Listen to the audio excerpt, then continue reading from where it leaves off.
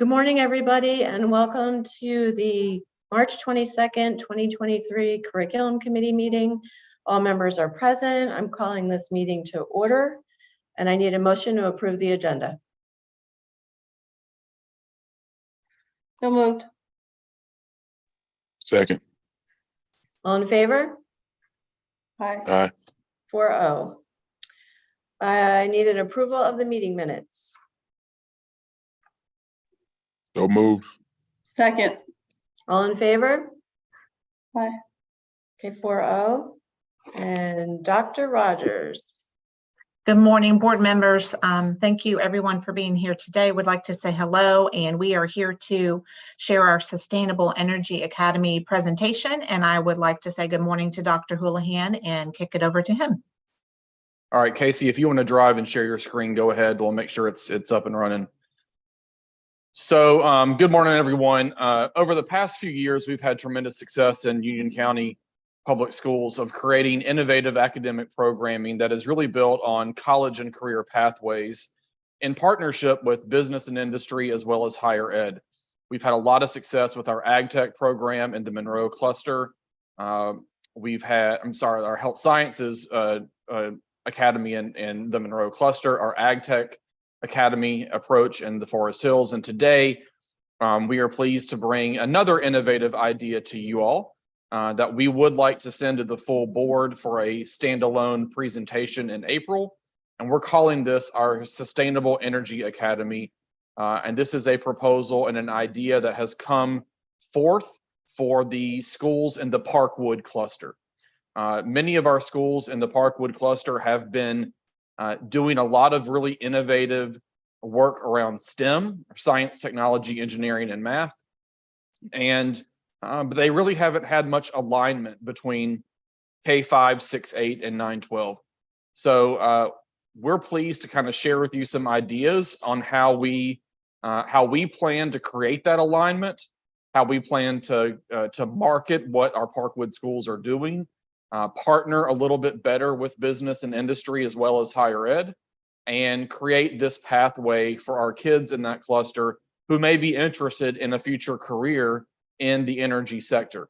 The last point I'll make before I turn it over to Casey is when we say the word energy, we're not necessarily referring to the traditional power grid. While that's certainly a part of this discussion, we're looking really towards the next 10 to 20 years in Union County and in the state of North Carolina and the investments that are being made around the energy sector. And you're going to hear a lot about that from specifically Ms. Rimmer and Mr. Davis. So Casey, I will turn it over to you and kick us off. Awesome. Thank you. So we have been really watching where the state is going, where the nation's going, where the industry is going in all things energy. And we've started thinking about how do we prepare students for that pipeline. And in order to, you think about energy and you think about the future of energy, you think, 2032, maybe energy will look different, and 2035, right? Really, in 2025, the energy industry is going to look different. And what are we doing now to prepare students for that future rather than what is happening right now in energy? And so, in 2032, the current third graders will be graduates. And so what are we doing in order to prepare our current students that are with us now for what some things that are happening that we can't even fathom right now, right, in the energy industry? So we are thinking about this kind of as a balance of thinking about what do students need now, but also how are we enabling the future and preparing students for the future? And so we've got some stats on the screen. You're going to hear a lot of these terms throughout this presentation. Energy efficiency, specifically. We're talking a lot about solar panel. North Carolina, I don't know if you knew this little tidbit, but North Carolina leads the nation in installing and generating solar power. So that's a very real local thing. Just thinking about the skills and the innovation skills required to help us make this shift into sustainable, more efficient energy in the future. So what do we need to equip our students with to be able to make that shift?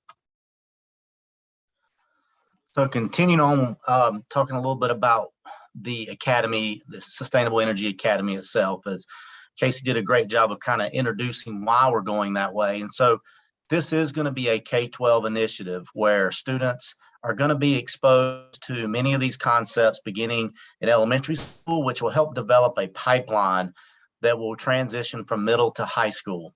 And our goal is, as Dr. Houlihan said, is to expose them to energy, but more than just electricity. We want to get our students exposed to things related to energy efficiency, sustainability of our natural resources, sustainability of our food production for the future. And one of our biggest goals is to expose our students to career opportunities that these new and innovative technologies are going to bring to our students.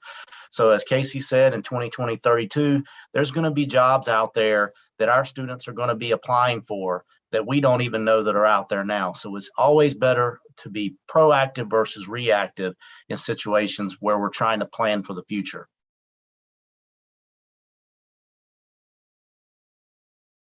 So the nice part about this being a K-12 initiative is that it is a part of all the schools in the cluster. So that includes Waxhaw Elementary, Western Union Elementary, Prospect Elementary, Parkwood Middle School, and Parkwood High Schools.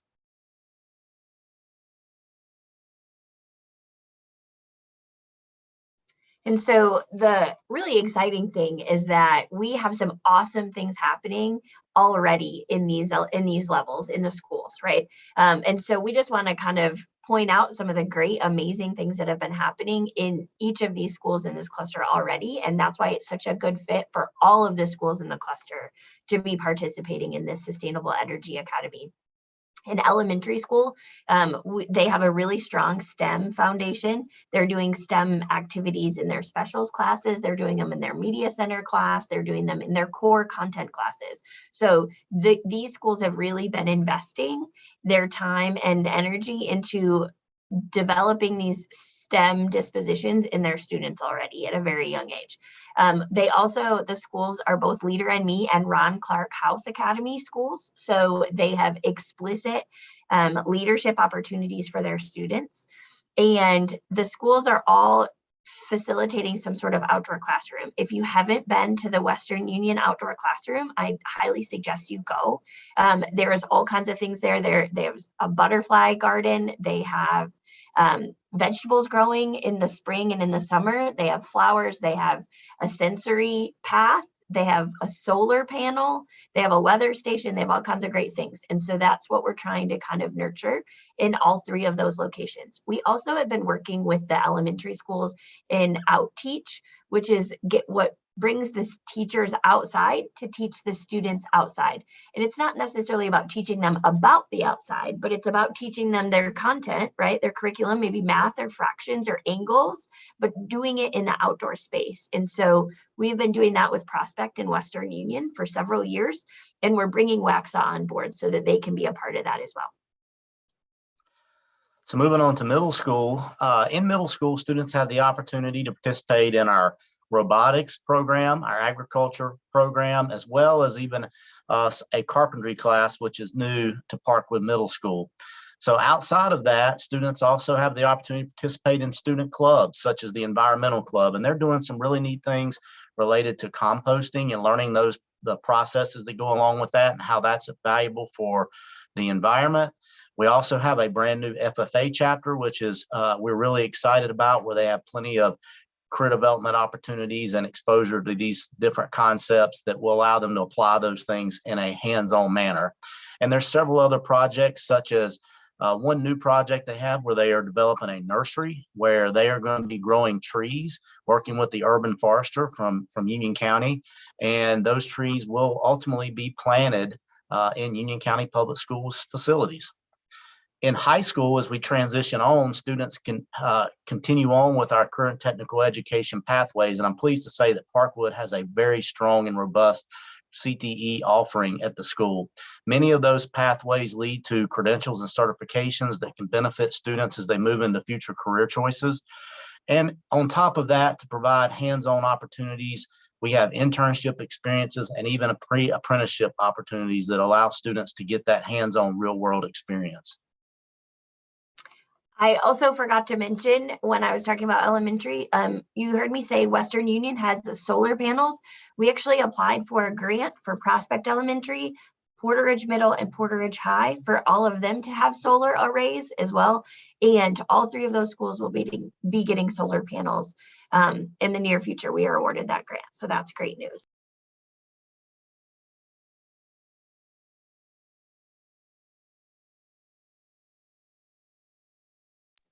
So what does it look like and how does it incorporate to what the schools are learning and how they are vertically aligned? And so when we think about elementary, we think about awareness. Middle school, we think about exposure. And high school, we think about getting very specific with their pathway and specification.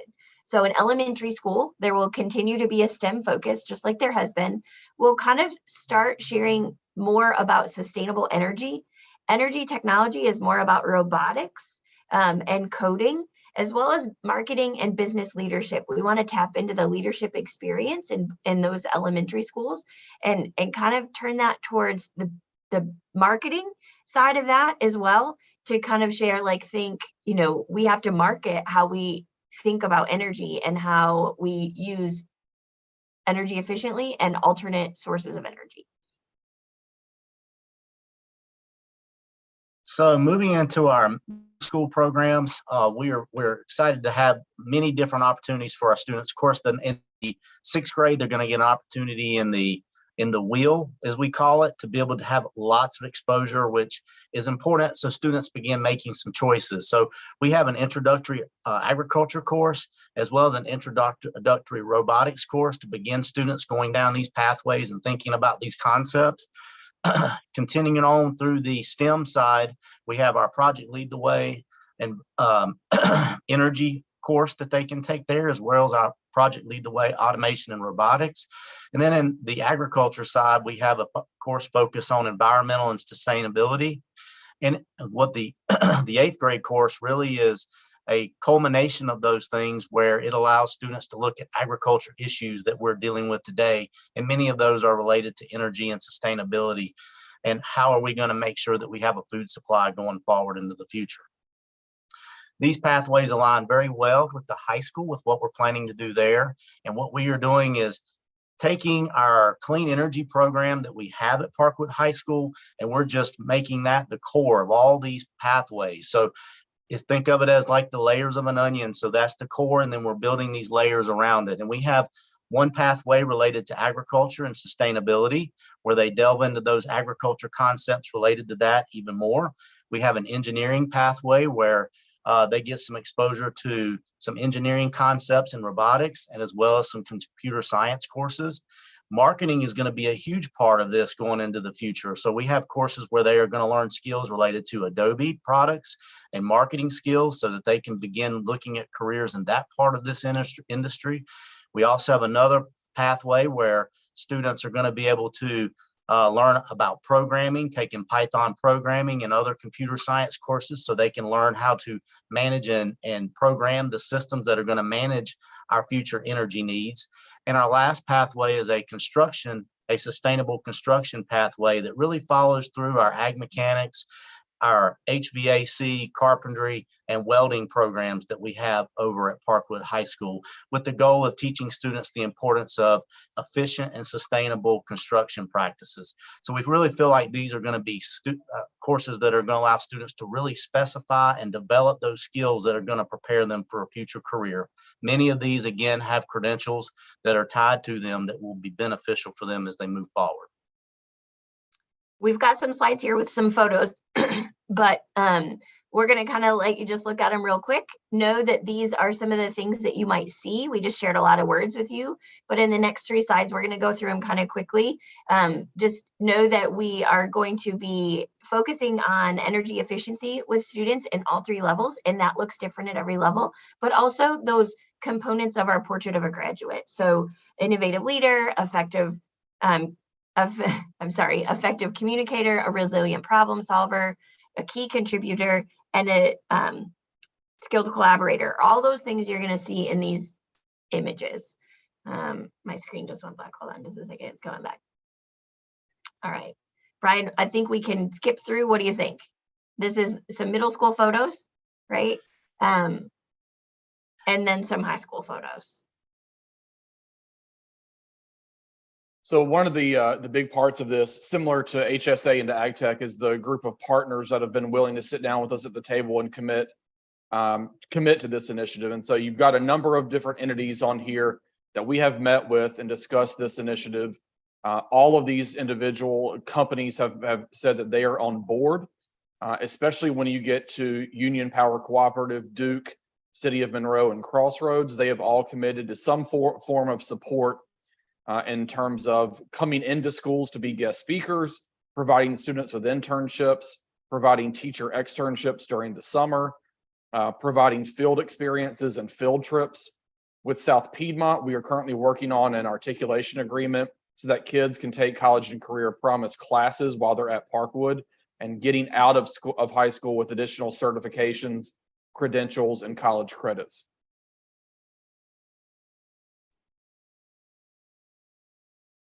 And really the goal here is, like our other approaches through our academy models, is to make sure that when kids graduate, they're ready for their next line of work or college or wherever that might be.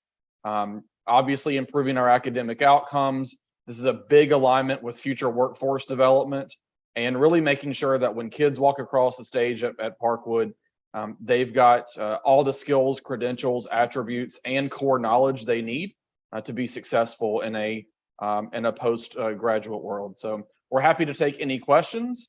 And again, we're excited about this initiative. Our principals and leaders in these schools are very excited to begin the work. And again, happy to take any questions.